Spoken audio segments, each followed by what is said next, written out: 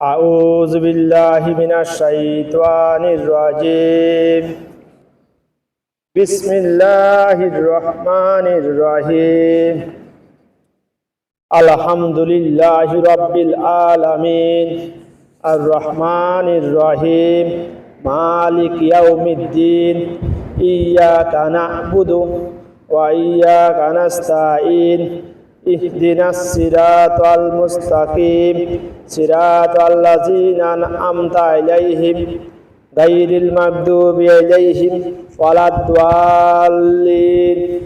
আমিন। সূরা ফাতিহা উম্মুল কিতাব, এটাকে কিতাবের মা বলা হয়।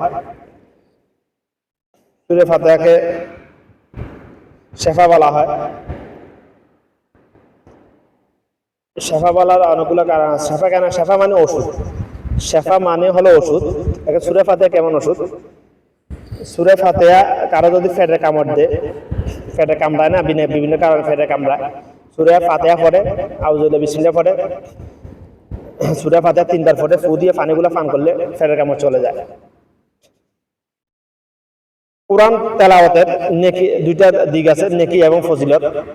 নেকি পাবে সহিশুদ্ধভাবে তেলাওয়াত করলে নেকি পাবে। ফজিলত পাইতে হলে ঈমান আনতে হবে।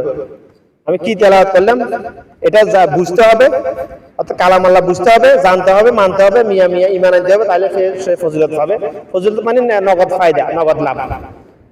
ফজিলত পাওয়া যাবে দুনিয়াতে, পাওয়া যাবে ইনস্ট্যান্ট পাওয়া যেতে পারে, কিংবা কয়েক মিনিট কয়েক ঘন্টা পরে পাওয়া যাবে, কয়েকদিন পরে পাওয়া যাবে, কয়েক সপ্তাহ, এরকম কবরে পাবে, হাসরে পাবে, মিজানে পাবে, ফুলসিরাতে পাবে, ইনশাআল্লাহ এরকম জান্নাতে পাবে সর্বশেষ। তো মূল উদ্দেশ্য হলো আমার সূরা ফাতিহা। সূরা ফাতিহা উম্মুল কিতাব, এটাকে কিতাবের মা বলা হয়। সূরা ফাতিহা তো কোরআন মাজিদ নাজিলের ধারাবাহিকতা সর্বপ্রথম নাজিল করা হয় না। কোরআন মাজিদ ধারাবাহিকতা দিয়ে সর্বপ্রথম নাজিল করে সূরা আলাকের শুরুর 5টা আয়াত। ইকরা বিসমি রাব্বিকাল্লাযী খালাক, এই সূরাটা। সূরা ফাতিহা হলো সর্বশ্রেষ্ঠ দোয়া। একজন মানুষ আল্লাহর কাছে যে দোয়া করে, আমরা যে নামাজ আসসালামু আলাইকুম ওয়া রাহমাতুল্লাহ, আসসালামু আলাইকুম ওয়া রাহমাতুল্লাহ সালাম ফিরানোর সাথে সাথে বিদাদিরা আল্লাহুম্মা আমিন ওয়া দাল আমিন, হাতে জানে, হাতের কথা জানে কি বলছে না বলছে, মাঝখানে দুই একটা কথা বোঝা যায়, আর কিছু বোঝা না, বা আমিন বাস শেষ। সুন্নাহ সম্মত যে আমলগুলো আছে ওগুলোকে দাফন করে দিয়েছে, এতে পারে ওগুলো করার সময় দিতে না, আর ওগুলোতে বিঘ্ন ঘটাইতেছে। ওদিকে গেলাম না। আজকে আমি সূরা ফাতিহা তাফসীর বলবো, সংক্ষিপ্ত তাফসীর বলবো। সূরা ফাতিহা এটা উত্তম দোয়া, অর্থাৎ একজন মানুষের দুনিয়া এবং আখিরাতের জন্য যা কিছু চাওয়ার প্রয়োজন, দুনিয়া এবং আখিরাতের কল্যাণের জন্য যা কিছু চাওয়ার প্রয়োজন, আল্লাহ পাক এই সূরা ফাতিহা নামক দোয়া নামক সূরা ফাতিহা সূরার মধ্যে সবকিছু ঢুকে দিয়েছে। আলহামদুলিল্লাহি রাব্বিল আলামিন। সর্বপ্রথম আউযু বিল্লাহি মিনাশ শাইতানির রাজিম, আমি আশ্রয় চাইতেছি বিতাড়িত শয়তানের কাছ থেকে, জিন শয়তানের কাছ থেকে, পরম করিম রহম অসীম দয়ালু আল্লাহর কাছে, যিনি সর্বকুলের সৃষ্টি জগতের মালিক, আসমান জমিনের মালিক, আরশে আজিমের মালিক, আর রহমানির রহিম, যিনি অত্যন্ত দয়ালু, অত্যন্ত মহান, মেহেরবান, যার মতো দয়ালু মেহেরবান আসমানের জমিনে আর কেউ দ্বিতীয় কেউ নাই। মালিক ইয়াউমিদ্দিন, যিনি কিয়ামতের দিবসের মালিক, অর্থাৎ হাসরের দিনের মালিক যিনি। ইয়্যাকা না'বুদু ওয়া ইয়্যাকা নাস্তাঈন, আমরা একমাত্র তোমার ইবাদত করি, একমাত্র শুধুমাত্র তোমার কাছে সাহায্য প্রার্থনা করি। অর্থগুলো দেখবেন, আমরা আমাদের মানে জাহেলিয়াত হলো আমরা কোরআন মাজিদ তেলাওয়াত করি, কিন্তু এটা অর্থ জানি না, তো এই জন্য আমরা এটা বুঝতে পারি যে এটা দোয়া করতেছি আমি আমার জন্য। সালাত শব্দের অর্থ হলো দোয়া। ইহদিনাস সিরাতাল মুস্তাকিম, আমাদেরকে সরল পথ দেখাও। সিরাতাল্লাযীনা আন'আমতা আলাইহিম গায়রিল মাগদুবি আলাইহিম ওয়ালাদ-দাল্লিন। আমিন। তাদের পথ নয় যাদেরকে তুমি আযাব দিয়েছো, গজব দিয়েছো, তাদের পথ দেখাও যাদেরকে তুমি নিয়ামত, অসংখ্য অগণিত নিয়ামত দান করেছো, হেদায়েত দান করেছো, হেদায়েত প্রাপ্ত করেছো, যা দুনিয়াতে জানাতে সুসংবাদ দিয়েছো, তাদের পথ দেখাও। গায়রিল মাগদুবি আলাইহিম ওয়ালাদ-দাল্লিন। আমিন। এখন আমরা যদি জানতাম সূরা ফাতিহা অর্থ যদি জানতাম, অর্থাৎ সূরা ফাতিহা মানে কালাম আল্লাহ, এক কথা কালাম আল্লাহ আলম যদি আমরা হইতাম, তাহলে নামাজ সালাম ফিরানো পরে আল্লাহুম্মা আমিন হাত তোলার প্রয়োজন পড়ে না আমাদের। সালাত আমার আল্লাহ বলছে, আমার আল্লাহ রাসূল সাল্লাল্লাহু আলাইহি ওয়াসাল্লাম বলছে সালাত শব্দের অর্থ দোয়া। সালাত শব্দের অর্থ দোয়া, সালাত না। সালাত মানে যেটা আমরা খাই, খিরিয়া শসা দিয়ে বানাই, গাজর দিয়ে, কাঁচা পেঁয়াজ দিয়ে, ওটা হচ্ছে সালাত। এটা হচ্ছে সালাত। সালাত শব্দের অর্থ হলো দোয়া। সালাত শব্দের অর্থ হলো আল্লাহ পাকের, একমাত্র আল্লাহ পাকের আনুগত্য করা, আল্লাহ একমাত্র আল্লাহকে সিজদা করা। সালাত শব্দের মৌলিক প্রথম শব্দ অর্থ হলো দোয়া। তা আমরা জানি না আসলে কি বলতেছি, নামাজের মধ্যে কি বলতেছি, আমরা কি আমার জন্য দোয়া করতেছি না কি বলতেছি কিছু জানি না, বুঝি না, যেন আমরা কালাম আল্লাহ বুঝি না, যেন আলেম না, এই জন্য তালাবুল ইলমি ফারিদাতুন আলা কুল্লি মুসলিমিন, তালাবুল ইলমি ফারিদাতুন আলা কুল্লি মুসলিমিন, কুল্লু মুসলিমিন, কুল্লি মুসলিমিন, কুল্লু নাফসুন, একই কথা।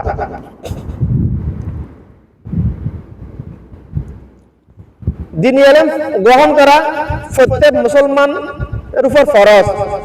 হাদিসটা সহিহ, হাদিসে হাসান, এটা কিন্তু ব্যাখ্যাগুলো গলত। এই হাদিসটা কিতাবে আছে, নূরের মাদ্রাসার এই কিতাবের মধ্যে আছে, ঘটনা হয়। এটা ব্যাখ্যা তো ওদেরকে দেওয়া হয় না। কেন দেওয়া হয় না? ওরা ওই ধর্ম ব্যবসায়ীরা বলে এটা ছোট বাচ্চা, এরা কি বুঝবে। আর ছোট বাচ্চাকে আল্লাহ পাক যে জ্ঞান বুদ্ধি দিয়েছে বোঝার জন্য, ছোট বাচ্চা যেটা একটা শুনে ওটা মেমোরিতে সাথে সাথে সেভ হয়ে যায়। কারণ ছোট বাচ্চার কলমের মধ্যে তো দুনিয়াবি কোনো লোভ লালসা না, দুনিয়াবি কোনো চিন্তা নাই, আখিরাত বলতে কি বুঝে, আখিরাত নিয়ে কোনো চিন্তা নাই। এই জন্য সে তাকে যেটা বোঝানো হবে ছোটবেলা থেকে, সে ওটাই সারা জীবন মনে রাখবে। এই জন্য ছোট বাচ্চাদেরকে নুরানি, যে সকল বাচ্চাদের নুরানি, যে সকল জায়গায় নূরের মাদ্রাসা আছে, নূরের মাদ্রাসায় বাচ্চাদেরকে হাদিসটা পড়ে এটা অর্থ বলতে হবে, এটা ব্যাখ্যা দিতে হবে, শুনাতে হবে এদেরকে। এটা কে বলতে কি বোঝায়, ওইদিকে গেলাম না। আমরা সূরা ফাতিহা শুধু সর্বপ্রথম কি চাইতেছি, আউযু বিল্লাহি মিনাশ শাইতানির রাজিম, পরম করুণাময়, অসীম দয়ালু, রাহমাতুল লিল আলামিন, রাব্বুল আলামিন, আপনার কাছে আমি বিতাড়িত শয়তানের, চিরজাহান্নামী বিতাড়িত শয়তানের কাছ থেকে, জিন শয়তানের কাছ থেকে আশ্রয় চাইতেছি। আমাকে যদি আমার আল্লাহ যদি বিতাড়িত শয়তানের কাছ থেকে হেফাজত করে, শয়তানের কি 14 গোষ্ঠীর ক্ষমতা আছে আমাকে অসহায় দিয়ে, আমাকে দিয়ে কোনো ফাঁস করানো, কোনো বাঁচানো সম্ভব নয়। আল্লাহ পাক যদি আমাকে হেফাজত করে, আল্লাহ পাক যদি আমাকে হেফাজত করে বিতাড়িত শয়তানের কাছ থেকে, জিন শয়তানের কাছ থেকে, জিন শয়তানের ক্ষমতা নাই মানুষ শয়তানকে দিয়ে আমার কোনো ক্ষতি করার। জিন শয়তান কখনো মানুষের ক্ষতি করতে পারে না, সরাসরি ক্ষতি করে না, তারা সাহস পায় না। জিন শয়তান মানুষ শয়তানকে দিয়ে মানুষের ক্ষতি করে। এই যে মারামারি, এই যে এতগুলো হত্যা, এই যে পাথর মেরে দিনে দুপুরে মেরে ফেলেছে, পাথর মেরে এত বড় একটা প্রায় 15 থেকে 20 কেজি হবে না, 10 থেকে 15 কিলো ওজনের একটা পাথর দিয়ে দিনে দুপুরে প্রকাশ্যে পাথর মেরে হত্যা করেছে একটা মানুষকে। কত 5-6 দিন আগে দেখেছেন? ওটা আসলে কে করেছে? জিন শয়তান, মানুষ, ওগুলো হচ্ছে মানুষ শয়তান, ওদেরকে দিয়ে জিন শয়তান এই কাজটা করাইছে।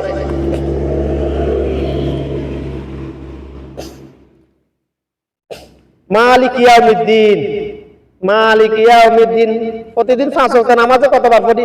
17 রাকাতে মিনিমাম 17 বার তো বলি মালিক ইয়াউমিদ্দিন, তুমি কি আমাদের দিনের মালিক, তুমি কি আমাদের দিনের মালিক। আসলে আমরা কি আমাদের কলবে কি এটার কি এটার প্রতি ঈমান আছে? আমার এটার প্রতি ভয় আছে? মালিক কিয়ামুদ্দিন মানে কিয়ামতের দিনের মালিক। কিয়ামত আর হাসরের মধ্যে পার্থক্য আছে ভাই। এখানে হাসরের দিনের কথা বলা হয়েছে। কিয়ামত হলো যেদিন পৃথিবী ধ্বংস হয়ে যাবে, আর হাসর হলো যেদিন পুনরুত্থান হবে, যেদিন সবাই পুনরুত্থিত হয়ে আল্লাহর সামনে দণ্ডায়মান হবে, ওটা হচ্ছে হাসরের দিন। ওই দিনের প্রতি কি আমাদের কলবে ভয় আছে? সূরা ফাতিহার মধ্যে আমরা আল্লাহর কাছে যে বিষয়গুলো থেকে পানা চাই, যে বিষয় দোয়া করি, এগুলো যদি আমরা বুঝতাম, আমাদের পক্ষে কি কোনো পাপ করা সম্ভব নয়। ওই যে আমার রাসূল সাল্লাল্লাহু আলাইহি ওয়াসাল্লামের হাদিস, নিশ্চয় সালাত মানুষকে যাবতীয় পাপ কাজ থেকে হেফাজত করে, মুক্ত রাখে। আল্লাহ পাক কোরআনে বলেছেন, রাসূল হাদিসে বলেছেন এই কথা, নিশ্চয় বলেছেন। নিশ্চয় মানে অবশ্যই, ইন্না সালাত যদি মানুষকে যাবতীয় পাপ কাজ থেকে মুক্ত হেফাজত করে, তাহলে 5 ওয়াক্ত নামাজ পড়ে কেন মানুষ সুদ খায়, ঘুষ খায়, জানা করে, ব্যবসা করে, গিবত করে, চগলখড়ি করে, মানুষের হক মারি খায়, দুর্নীতি করে, ছাতাবাজি করে, সিন্ডিকেট করতেছে? কিভাবে? এটার অর্থ হলো তার নামাজ কবুল হইতেছে না। কেন নামাজ কবুল হইতেছে না? সে এটার অর্থ জানা না, কালাম আল্লাহ জানা না, সে সূরা ফাতিহা পড়তেছে কিন্তু ফিকহ পড়তেছে সে জানে না, এখানে আল্লাহর কাছে কি চাইতেছে সে জানে না, সে নিজের জন্য কি চাইতেছে এটা জানে না, দুনিয়া আখিরাতে মঙ্গলের জন্য কি চাইতেছে সে এটা জানে না, এজন্য তার নামাজ কবুল হইতেছে না। তার মা এজন্য রাসূল মুহাদ্দিসগণের পরামর্শ হলো, আমরা যদি কালাম আল্লাহ বুঝে, অর্থাৎ কোরআন তেলাওয়াতের অর্থ বুঝে, আমার কোরআন নামাজ সালাতের মধ্যে যে সূরাটা পাঠ করি ওটার অর্থ দিকে যদি আমরা খেয়াল করি, আমাদের কলবে কখনো নামাজ পড়া অবস্থায় দুনিয়ার ভিতরে চিন্তা ভাবনা শয়তান ঢুকাতে পারবে না। কারণ আমি তো আমার তো অর্থের দিকে খেয়াল করতেছি, মানে আমার মনের ভিতর ওটা নিয়ে, ওই অর্থের দিকে খেয়াল করার কারণে আমার মনের ভিতর আখিরাত নিয়ে চিন্তা ঢুকতেছে, জল্পনা কল্পনা ঢুকতেছে, শুরু হয়ে গেছে। শয়তানের সুযোগ নেই এখানে। শয়তান আমাদের নামাজে দাঁড়াইলে কেন আমাদের যাবতীয় দুনিয়া যত হিসেব নিকাশ আছে শয়তান ব্রেনে ঢুকাই দেয় আমাদের। ওই কারণে আমরা অর্থ না জানার কারণে, আমরা কালামালা না জানা না বুঝার কারণে ভাই, আমরা জাহেলিয়ত, আমাদের জাহেলিয়তের কারণে আমরা সবাই জাহেল। যে কালামালা জানা না বুঝে না সেই সবচেয়ে বড় জাহেল এই পৃথিবীতে, তার সাথে বড় জাহেলের আর নাই আসমান জমিনে। তোমরা মনে করো যে অনেক বড় ডাক্তার, অনেক বড় বিজ্ঞানী, অনেক বড় ইঞ্জিনিয়ার, যে অনেক ভালো ভালো ইংরেজি জানে সে আলেম, যে যে যে কোরআন হাফেজ করেছে, যে কোরআন হাফেজ সে আলেম, যে দেখে দেখে কোরআন পড়তে পারে সে আলেম। তোমরা মনে করো না, তারা বেশিরভাগ কিছু কিছু তাদের মধ্যে কিছু কিছু আলেম আছে, বেশিরভাগ জাহেল। সাধারণ মানুষ তো জাহেলই, যে কালাম আল্লাহ জানা না বুঝে না সে জাহেল, এক কথায় সে জাহেল। আমি একটু আলেমে আলেম, কালাম আল্লাহ জানা বুঝার চেষ্টা শুরু করেছি 5 বছর আগে থেকে, শেষ নেই। আমরা যদি নামাজে যে সূরা ফাতিহা থেকে শুরু করে সালাম ফিরানো পূর্বে যে যা কিছু পাঠ করি এগুলো যদি অর্থ বুঝতাম, আমাদেরকে দিয়ে পাপ কাজ করানো শয়তানের, জিন শয়তানের পক্ষে কোনো অবস্থায় সম্ভব হতো না। মানুষকে পাপ কাজ করে ভাই, মানুষ পাপ কাজ করে না, মানুষ পাপ কাজ করতে চায় না, মানুষকে পাপ কাজ করানো লোয়া জিন শয়তান। কারণ জিন শয়তানকে আল্লাহ ক্ষমতা দিয়ে দিয়েছে মানুষের কলব নিয়ন্ত্রণে নিয়ে গিয়ে ব্রেন ওয়াশ করে পাপ কাজ করানো, মানুষের সাথে ঝগড়া লাগা দেওয়া, স্বামী স্ত্রীর মধ্যে বিচ্ছেদ সৃষ্টি করানো, পারিবারিক যৌথ পরিবারকে ধ্বংস বিচ্ছেদ করানো, সমাজের মধ্যে ফিতনা ফাসাদ সৃষ্টি করানো, ঝগড়া বাজার, একটা রাষ্ট্রের মধ্যে ফিতনা ফাসাদ সৃষ্টি করানো। এই যে গত কয়েকদিন যে অরাজকতা সৃষ্টি হয়েছে হঠাৎ করে দেখতেছেন, চুরি, হত্যা, দর্শন, যেভাবে দিনে দুপুরে হত্যা হইতেছে। কালকে দেখলেন 3 মা মেয়ে ছেলে 3জনকে ঘুমের মধ্যে জবাই করে দিয়েছে, খাটের মধ্যে শুয়েছে, জবাই করে চলে গেছে। এগুলো কে করা দিয়েছে? জিন শয়তান করে দিয়েছে এগুলো সব, মানুষ শয়তানকে দিয়া। জিন শয়তান মানুষ সুযোগ দেয় কলমে ঢুকে তার ব্রেন কন্ট্রোল করে, কন্ট্রোলে নিয়ে গিয়ে সব কাজ করানোর এই জন্য জিন শয়তান সুযোগ পায়, নাহলে পাইতো না। তো কিভাবে সুযোগ দেয়? যে কলব আল্লাহ জিকিরে লিপ্ত ওই কলব শয়তানের অসহজা মুক্ত, যে কলবে আল্লাহ জিকির নাই ওই কলব শয়তানের কন্ট্রোলে নিয়ন্ত্রণ যুক্ত, অসহজা যুক্ত। এটাই স্থির সত্য কথা। মালিক ইয়াউমিদ্দিন, কিয়ামতের দিনের মালিক তুমি, হাসরের দিনের মালিক তুমি। এখন আমার আল্লাহ যদি হাসরের দিনের মালিক হয়, তার মানে অর্থ কি? আমাকে হাসরের দিন অবশ্যই আল্লাহর সামনে দণ্ডায়মান হতে হবে। আল্লাহর সামনে দণ্ডায়মান হতে হলে আল্লাহ তো নিকিতি স্কেল নিয়ে বসে আছে, নিকিতি স্কেল, যেটাকে দুনিয়ার এই মিজান না, আল্লাহ যে মিজান নিয়ে বসে আছে অপেক্ষা করতেছে আমাদের জন্য বিচার করার জন্য। ওই মিজানটা দুনিয়ার এই মিজান না, দুনিয়ার যে যত বড় ডিজিটাল মিজান তত বড় ডিজিটাল চুরি। দুনিয়াতে যত বড় বড় যত অত্যাধুনিক মিজান আছে, ডিজিটাল মিজান, স্বর্ণকারের দোকানে যে মিজান আছে ওখানে 0.001 গ্রামও ওখানে শো করে, দেখায় ওই মিজানেও চুরি আছে, ওই মিজানেও চুরি আছে। আখিরাতের আল্লাহ মিজানে কোনো চুরি নাই, ওখানে ওই মিজানে কোনো ঘুষ হবে না। ওই মিজানে নিচ দিয়ে একটা চুম্বক লাগিয়ে দিয়ে আমল নামে বাড়ি করা যাবে না ভাই। দুনিয়া যে লোহার দোকানে বড় বড় যে স্কেল আছে না, ওই স্কেলের নিচে দিয়ে একটা 20 গ্রাম একটা চুম্বক যদি লাগাই দেয় ওটাতে 20 গ্রাম দিয়ে 20 কিলো নিয়ে যায়, চুরি করতে পারে। এটা অনেকে জানে না এগুলো নিয়ে। দুনিয়ার মিজানে চুরি আছে, আখিরাতের মিজানে চুরি নাই। ওই মিজান নিকিতি স্কেল বলা হয় ওটাকে। ওখানে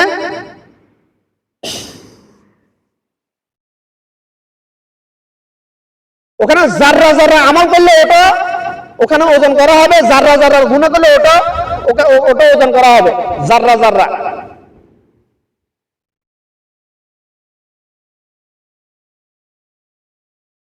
অমান্যা আমাল মিসকালা জাবরাতিন খাইরান ইয়ারা, অমান্যা আমাল মিসকালা জাবরাতিন শাররান ইয়ারা। কি বলছে এখানে?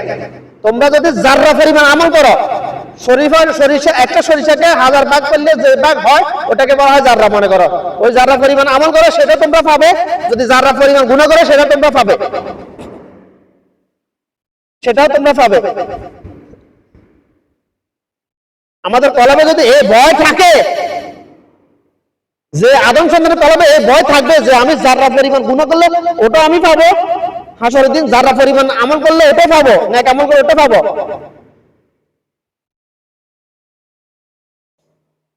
সাইয়্যাত গুনাহকে বলা হয় সাইয়্যাত, নেক আমলকে বলা হয় হাসানাত, ওজর। আমাদের কলমে যদি ওই ভয় থাকতো, আমাদের পক্ষে কি করে সম্ভব হয় পাপ কাজ করার? কোন অবস্থাতে সম্ভব না। কোন জাররা ছোট থেকে ছোট পাপ কাজে লিপ্ত হবার, কোন অবস্থাতে ছোট থেকে ছোট হারাম খাবার গ্রহণ করার, হারাম কথা বলার, হারাম দেখার সম্ভব নয়। বিসমিল্লাহ, সম্ভব নয়। ইয়্যাকা না'বুদু ওয়া ইয়্যাকা নাস্তাঈন। বিচার দিনের একমাত্র মালিক তুমি, আমরা একমাত্র তোমারই ইবাদত করি, একমাত্র তোমার কাছেই প্রার্থনা করি, সাহায্য প্রার্থনা করি যাবতীয় পাপ কাজ থেকে বেঁচে থাকার জন্য। একমাত্র তোমার কাছে সাহায্য প্রার্থনা করি যাবতীয় বিপদ আপদ থেকে বেঁচে থাকার জন্য। দুনিয়াতে যাবতীয় বিপদ আপদ থেকে বেঁচে থাকতে পারলে, বিপদ আপদ মানে বিপদ আপদ বলতে শুধু মানে হঠাৎ আমি একটা উৎসাহ খেয়েছি ওটা না, জিন শয়তান আমাকে আমার কলম নিয়ে গিয়ে ব্রেন কন্ট্রোল করে আমাকে দিয়ে পাপ কাজ করাতে না করানো, এটাই তো বিপদ আমার জন্য। এটা বিপদ না? এটাই তো বিপদ।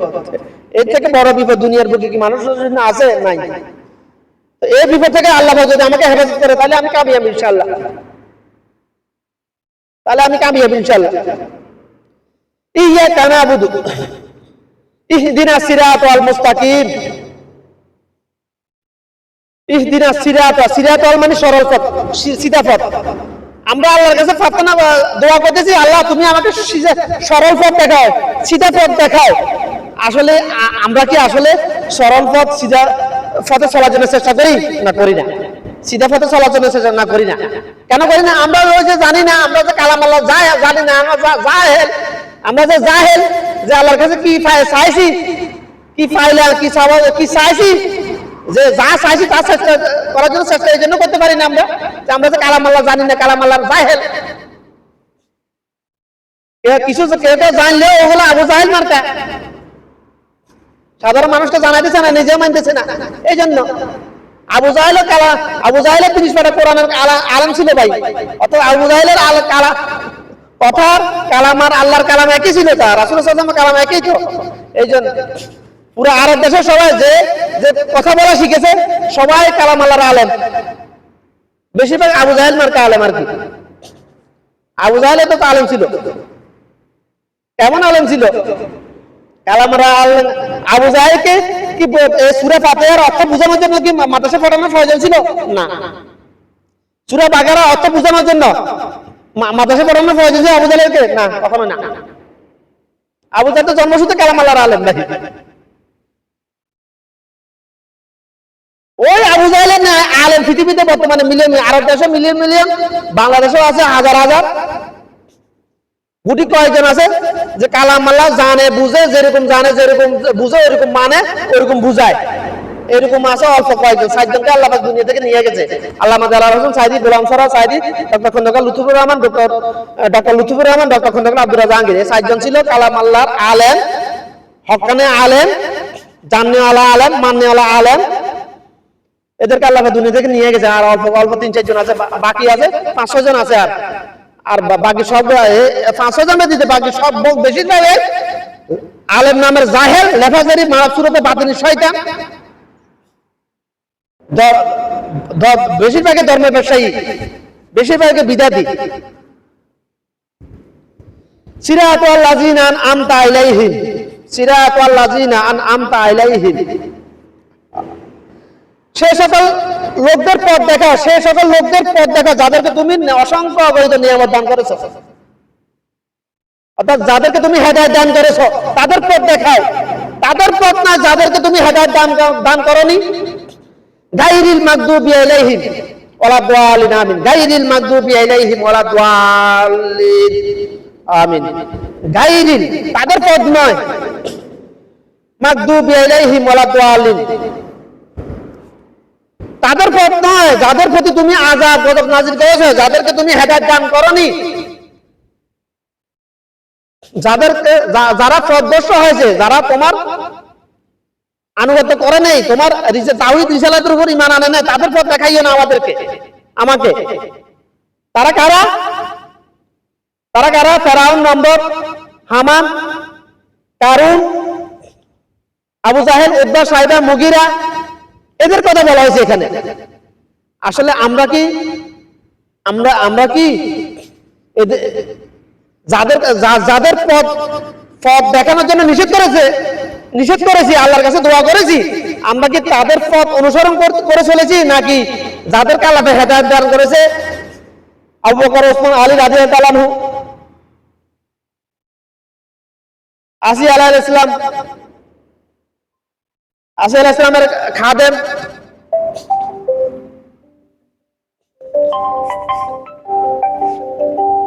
তাদের পথ অনুসরণ করতেছি না? কখনোই না।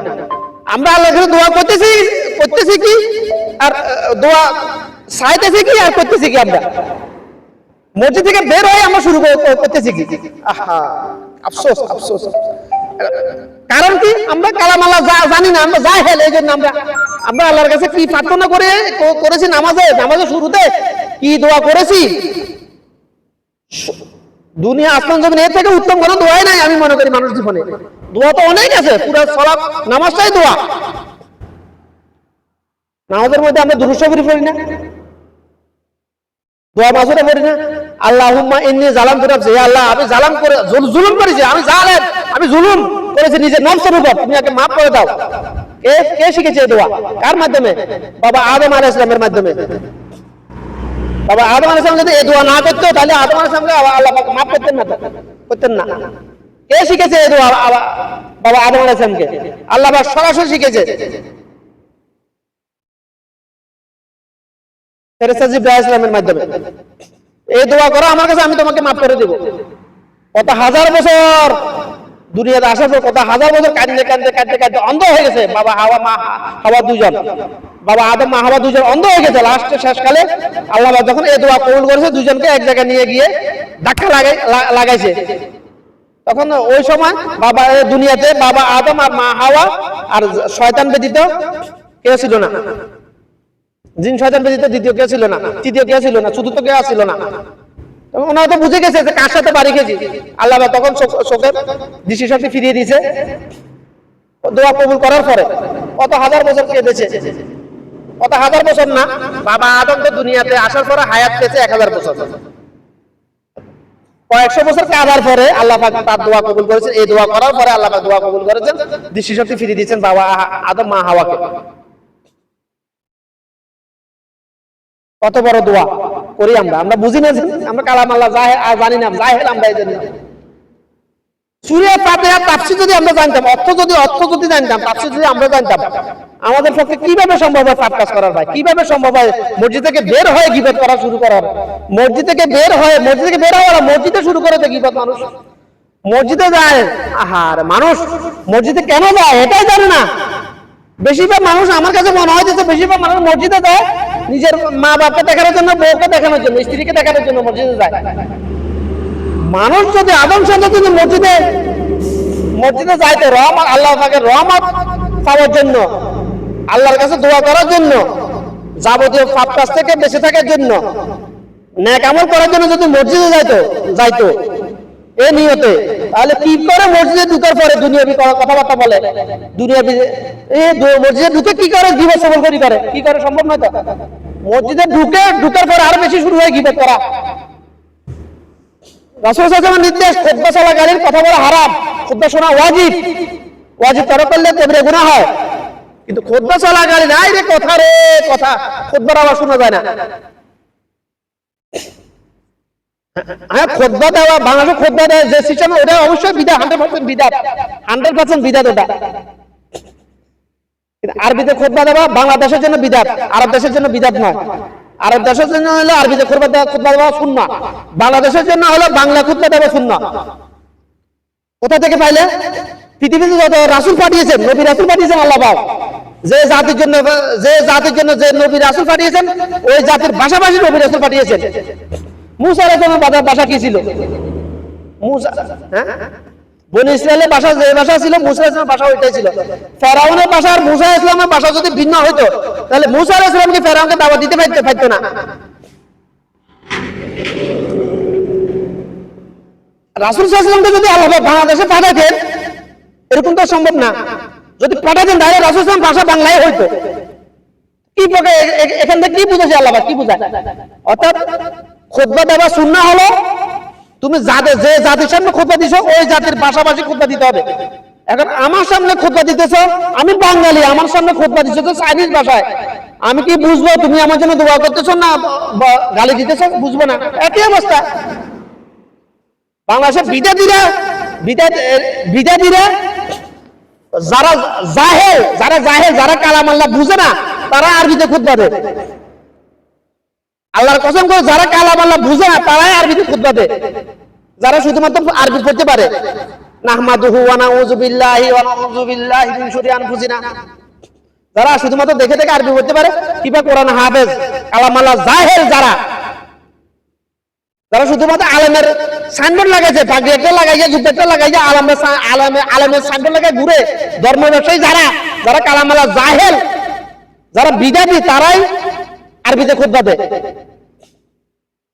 এর আরবি বাংলাদেশের প্রত্যেক মসজিদে যদি বাংলা অর্থাৎ খুতবার বাংলা তাফসীর করতো, পড়ে শোনাতো, বাংলা খুতবা দিত, তাহলে বাংলাদেশে এত অপরাধ গঠিত হইতো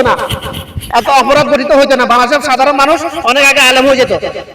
বা বাংলাদেশের শিক্ষা বোর্ড হচ্ছে একটা, মাদ্রাসা শিক্ষা বোর্ড হচ্ছে একটা, ঢাকা বোর্ড শিক্ষা বোর্ড একটা, আলেমদের মধ্যে এত ফেতনাবাজি, হ্যাঁ? কোরআন এক, আল্লাহ এক, রাসূল এক, তোদের কথা কেন এত রকম? সূরা ফাতিহা পুরো দুনিয়া যেখানে যাবো এটা একই অর্থ, একই, তোদের মধ্যে কেন এত রকম, এত ফেতনাবাজি ভাই? কারণ তোরা হচ্ছে ধর্ম ব্যবসায়ী, তোরা আলেম সুরতে, আলেম নামের জাহেল, মানব সুরতে বাতিল শয়তান বিদাতি। এই জন্য তোদের মধ্যে তোরা এগুলো করতেছ। এক আলেম আরেক আলেমের মধ্যে মার ঢুকে নিয়ে ব্যস্ত আসিস, কারণ তোরা জাহেল, তোরা কালাম আল্লাহ বুঝিস না, এই জন্য তোরা আরবিতে খুতবা দিস। তুই বুঝলে তো বাংলা তর্জমা করতি, তাফসীর করতি, খুতবা তাফসীর করে ফুটে করতি, তোর তো তারা খুতবা তাফসীর দেবার আলেম তোর কাছে নাই, এই জন্য তোরা পাইতেছিস না। এই জন্য তোরা আরবি মানুষকে গুমরাহি করে রাখতেছিস। সাধারণ মানুষ যেদিন বুঝে যাবে তোরা জাহেল, তোরা কালাম আল্লাহ জানিস না, বুঝিস না, জোতা পিটা করে মসজিদ থেকে বের করবে তোদেরকে। কিন্তু সাধারণ মানুষ তো বেশিরভাগ জাহেল, যেহেতু আলেম না, আলেম শুরুতে যেহেতু বেশিরভাগ জাহেল, সাধারণ মানুষ জাহেলে। সাধারণ মানুষ পাবলিকের মধ্যে যারা কালাম আল্লাহ জানা বুঝার চেষ্টা করতেছে, তাদের পিছনে জিন শয়তান, মানুষ শয়তানকে এমন ভাবে লাগাই দে, বলে তুই কেন জানিস? আর আমার পিছনে যেভাবে লাগাইছে আমি দেখতেছি না, আমার পিছনে যেভাবে লাগাইছে আমি দেখতেছি তো ভাই, আজকে 12-13 বছর আগে থেকে চলতেছে, এখনো লাগিয়ে রেখেছে। আউযুবিল্লাহি মিনাশ শাইতানির রাজিম। কি করব? ওয়াল্লাহি আলেম, আল্লাহ ভালো জানে। আল্লাহ যতটুকু নিয়ে যায়, যতটুকু এলেম দেয় ততটুকু বলতে পারবো, যতটুকু হিকমত দেয় ততটুকু ওইভাবে বুঝাতে পারবো, যখন যেরকম হিকমত ওইভাবে বুঝাতে পারবো। আল্লাহর বান্দাদেরকে নিজে বাঁচার জন্য, একমাত্র বিনিময় আল্লাহর কাছ থেকে ইয়াউমুল হাসর নেওয়ার জন্য কথা বলতেছি। বাস, আশা করি কথাগুলো বুঝার চেষ্টা করবেন ভাই। আপনি হাফেজ না হলে অসুবিধা নাই তো, আরবি পড়তে পারলে তো উত্তম, আরবি পড়তে না পারলে অসুবিধা না। আপনাকে কে বলেছে আরবি পড়তে না পারলে বাংলা পড়লে গুনাহ হবে? আপনি এই তাফসীর বাংলা অনুবাদ তাফসীর সহ একটা কোরআন মাজিদ নেন, এগুলো 500-600 টাকা দামেরও আছে, 1000 টাকা দামেরও আছে, বিভিন্ন ক্যাটাগরির আছে। তাফসীর সহ বাংলা অনুবাদ সহ কোরআন মাজিদ, শব্দার্থে কোরআন মাজিদ যেটা ওটা 1000 টাকা 1200 টাকা, আর যেটা শুধুমাত্র বাংলা অনুবাদ করা ওটা 500 টাকা 600 টাকা। অনলাইনে পাওয়া যায়, অফলাইনে পাওয়া যায়, যে কোনো লাইব্রেরিতে পাওয়া যাবে।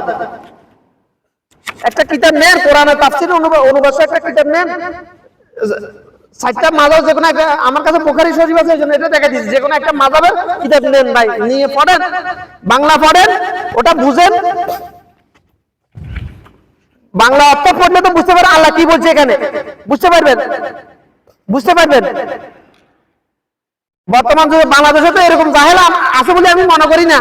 বিগত 30 বছরের মধ্যে যতগুলো জন্ম হয়েছে ওগুলোর মধ্যে এরকম একটা জাহেল আছে বলে আমি মনে হচ্ছে, বাংলা পড়তে পারেন এরকম জাহেল আছে বলে আমার মনে হয় না।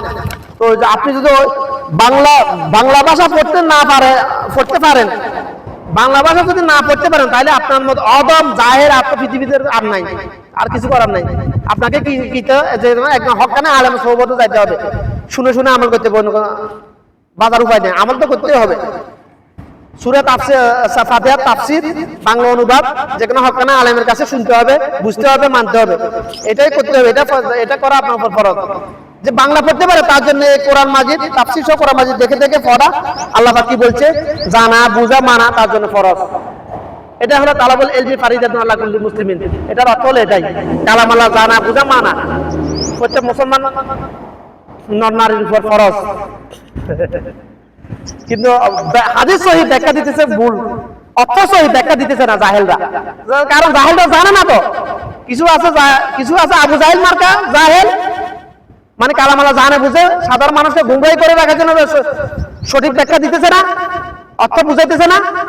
আর ধর্ম ব্যবসায়ী যারা, আর কিছু আছে অরিজিনালি জাহেল, যারা যাতে কালাম আল্লাহ জানে না, বুঝে না, শুধুমাত্র দেখে দেখে আরবি পড়তে পারে এতটুকু, যাতে কিংবা হাফেজ এতটুকু। জাহেল 2 প্রকার, আবু জাহেল মার্কা জাহেল, অরিজিনালি জাহেল।